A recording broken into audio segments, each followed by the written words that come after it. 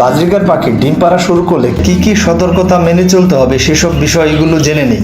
পাখি প্রথম ডিম দেওয়ার পর একদিন পর পর ডিম দিয়ে থাকে, তাই ঘন ঘন ডিম দেখতে গিয়ে পাখিকে বিরক্ত করা যাবে না।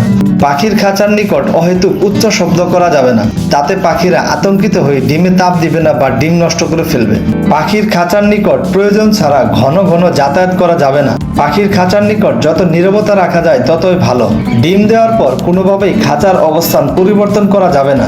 একটি বা দুটি ডিম দেওয়ার পর যদি খাঁচার জায়গা পরিবর্তন করেন তাহলে পাখি আর ডিম নাও দিতে পারে। পাখিদের কোনোভাবে আতঙ্কিত করা যাবে না। পাখির খাঁচা যারা বারান্দায় রাখেন, হাঁড়িতে অতিরিক্ত আলো রোধ করার জন্য খাঁচার উপরিভাগ একটি কাপড় বা অন্য কিছু দিয়ে সার্বক্ষণিক ঢেকে রাখুন। এ সময় পাখি বেশি আলো পছন্দ করে না। যদি পাখির খাঁচা বারান্দায় রাখেন তাহলে খেয়াল রাখতে হবে যেন বৃষ্টির পানি খাঁচায় প্রবেশ করতে না পারে, অর্থাৎ বৃষ্টির সময় ঢেকে রাখতে হবে। পাখির হাঁড়িতে যেন টিকটিকি, ইঁদুর, তেলাপোকা এসব জাতীয় প্রাণী প্রবেশ করতে না পারে সেদিকে খেয়াল রাখতে হবে। এসব প্রাণী দেখে পাখি অনেক ভয় পায়। পাখির ডিমে লেগে থাকা বিষটা পরিষ্কার করতে যাবেন না এবং ডিম নিয়ে পরীক্ষা নিরীক্ষা করার দরকার নেই। যে ডিমে বাচ্চা হবার সেটি প্রাকৃতিকভাবেই হবে।